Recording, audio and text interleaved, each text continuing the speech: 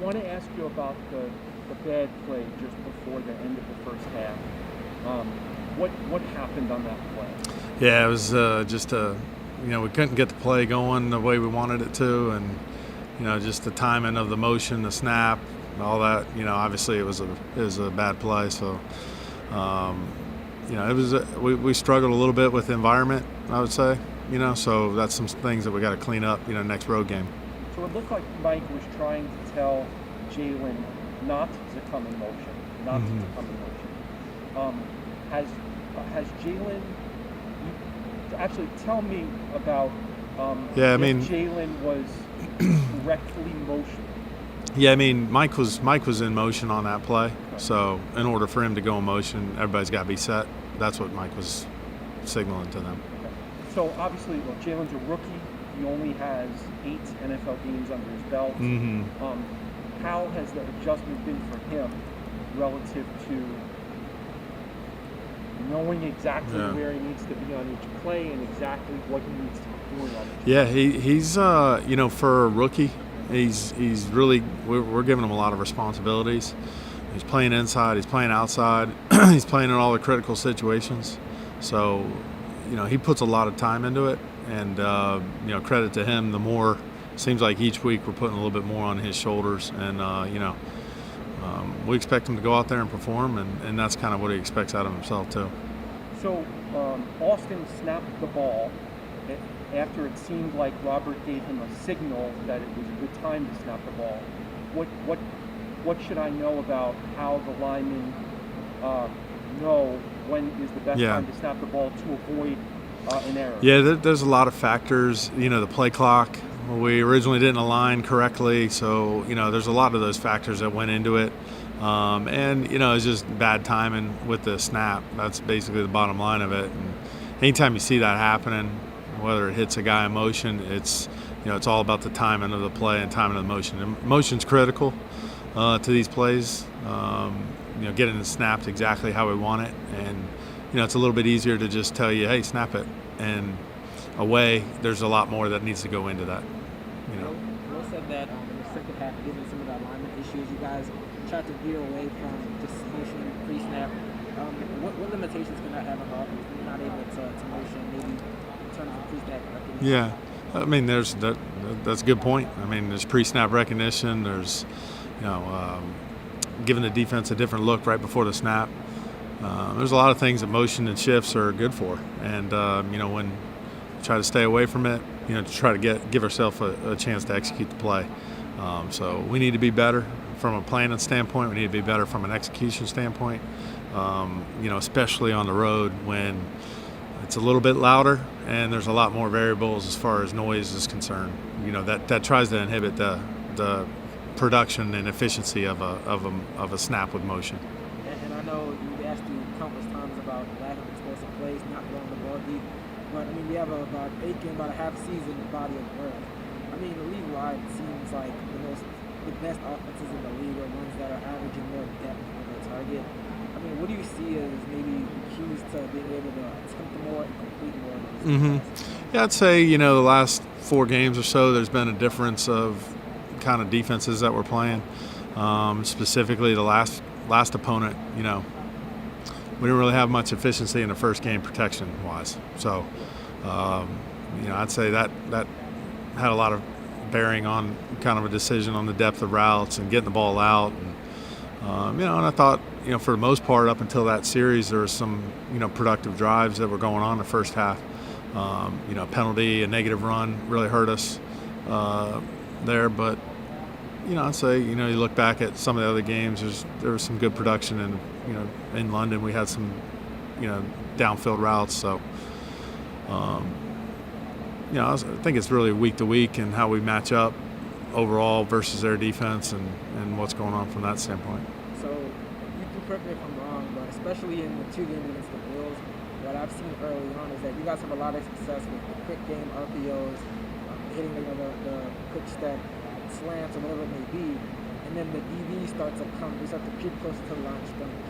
What can you do when you're going to start to play a little tight to the line of scrimmage and they're trying to take away because it seems like that's a prime opportunity to connect on maybe a double move or whatever it may be down the field. don't know if that's accurate. I'm not saying it is or isn't. I got to probably look at it exactly that way. I mean, the third play of the game, we hit a 23-yarder to Devontae. So, I don't know. I think there's a lot that goes to that. And, if we get an opportunity to throw the ball downfield, and especially to Devontae, then, we'd like that. We like that opportunity. So, and then, like I said, a lot of it marries together with the protection and the route concept and really trying to not only create explosive plays but also keep from negative plays, whether it's a sack. And like I said, that really hurt us in the first game, the first series of the game.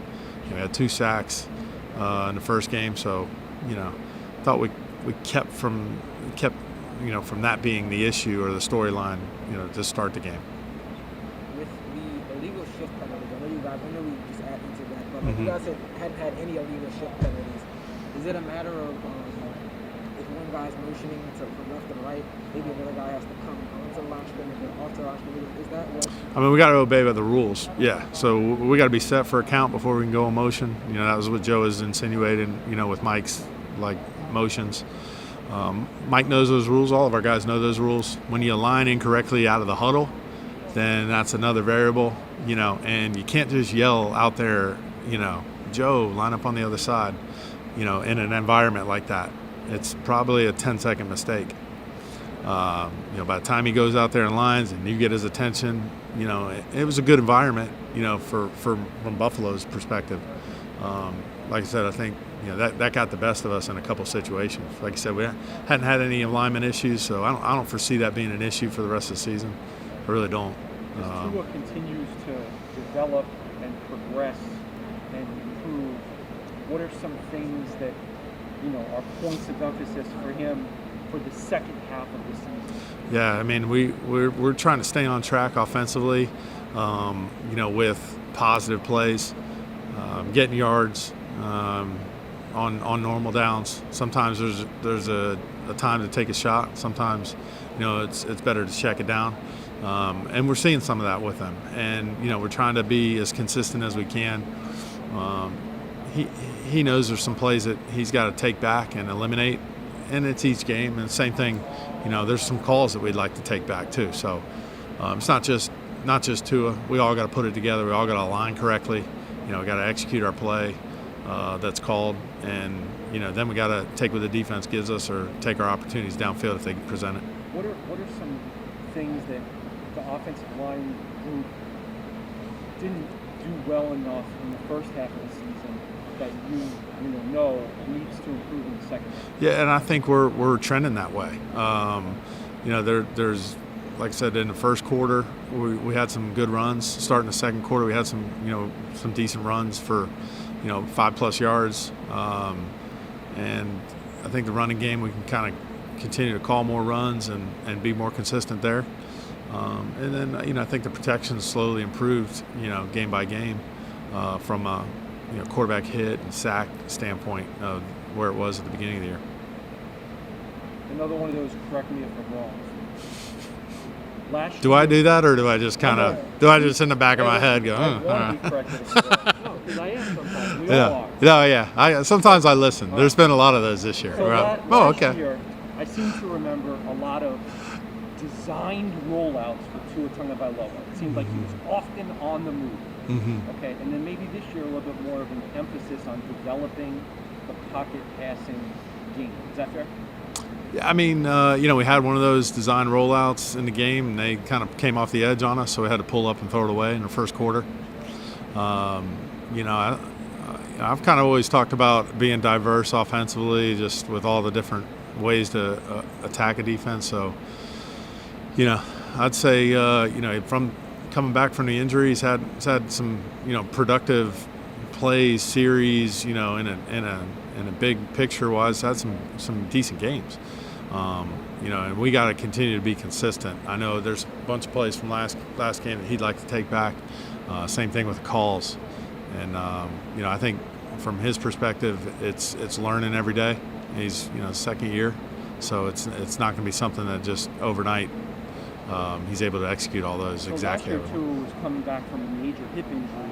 This year, most of the games he's played in, he's been coming back from a pretty tough ribs injury. Yeah. I'm just wondering, in your research, does the movement out of the pocket play decrease or increase the risk of hit and injury? Yeah, I mean, when you're out there on the run, you're a runner, and there's different protection, and Tua obviously is coming back from a rib injury, so we're still going to utilize it like we did last week. Like I said, we got pulled up, but that all that stuff factors in. He was able to quarterback sneak the one down there on the 1 yard line. Last week we didn't really do that. The week before, we kind of didn't really do that either. So all of that is a factor, in each week. So at a certain point this season, Coach Flo revealed to us that there was a change in the process, a streamlining of the process, where you would be directly doing the offensive deal. How has that gone? How do you think it's going? Yeah, I mean, we just got to keep improving. Right now we don't have a record where we want it to be, and we got one more opponent coming up here, and that's where our focus is Houston. And we'll take the big picture look here at the end of the season, I think. George, I want to ask about the play design on Tua's interception. Just looking at the replay and the diagram, it seems like Jalen and Devontae ended up kind of in the same area. I'm curious if that is by design or if there was we don't ever want to design players where they're standing in the same spot. You know better than that. But I think we're in a situation there where we're down multiple scores, where we got to chunk the ball downfield. I think it's more situation interception than it was necessarily read. We're going to have to get a lot of yards somewhat quickly based on what the score was. So he tried to thread it in there. Ideally we get Jalen a little bit further from where he's at. Didn't start the drive the way we wanted to with the drop. So a lot of those. At some point, we're going to have to get the ball downfield and get some more points on the board to maybe give our special teams a chance for an onside kick, or So you once called plays for the Houston Texans, correct? Mm-hmm. I know you don't like to talk about yourself, but I am curious. That was like Brock Osweiler and T.J. Yates, right? I got the right time frame. We got to. I know T.J. You can look them up. I mean, we got a bunch of them there. We got a bunch of quarterbacks, but yeah. But what do you feel? How do you feel the attacking NFL defenses has evolved since that time frame? Yeah, there's a lot of factors. I mean, the quarterbacks are different, the players are different, different defensive coordinators, different schemes. A lot of variety, and each week we're going against very good defense from a scheme standpoint with coaches.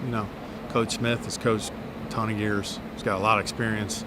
He's gone against a lot of quarterbacks, different levels. So we got our challenge this week, and then obviously the players become really the focal point as far as executing that scheme. So there's a lot that goes on to each week in game planning. So and there's a ton of good coaches out there, and we have a lot of respect for every one of them. And last week was a challenge. This week's a big challenge too, and we got to get back on track. Are you hopeful that Eichenberg, having sort of found a spot at left tackle and Jackson seeming to have found a spot at left guard, that those two being in the same place moving forward, what role do you think that might play in them sort of settling into what they can be? Yeah, I think it could be a big help, and I think it is part of what we're seeing from a consistency and a protection, especially with our line. We had another moving piece with the center going out, a couple of weeks ago. So we're trying to keep that group as consistent as possible. 5 guys working together, it's a lot harder than, just a quarterback and one receiver. And it's communication from the quarterback. It's, communication with snap. It's communication with, play call. So there's a lot of communication, especially with the center. And, if we can get those 5 pieces being as consistent as possible, then we'll see our production, with those 5 guys continue to improve.